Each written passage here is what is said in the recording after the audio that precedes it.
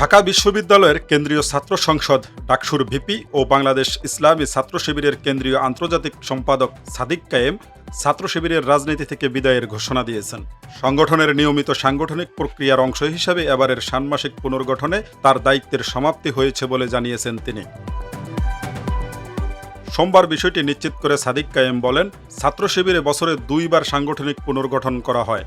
2026 সালের ষান্মাসিক সেটআপের অংশ হিসেবেই তার এই বিদায়। এদিন নিজের ফেসবুক পোস্টে ছাত্র শিবিরকে আবেগ আর ভালোবাসার প্রিয় সংগঠন উল্লেখ করে তিনি জানান, সংগঠনের সঙ্গে কাটানো সময়টি তার জীবনের সবচেয়ে সুন্দর ও ফলপ্রসূ অধ্যায়।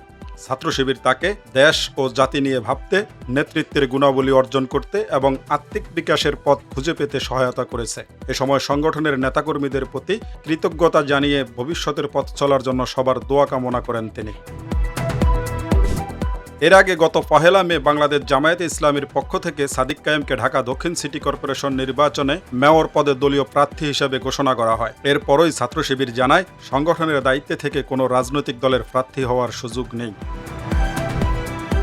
সাদিক কায়েম 2013 সালে ছাত্র শিবিরের রাজনীতিতে যুক্ত হন।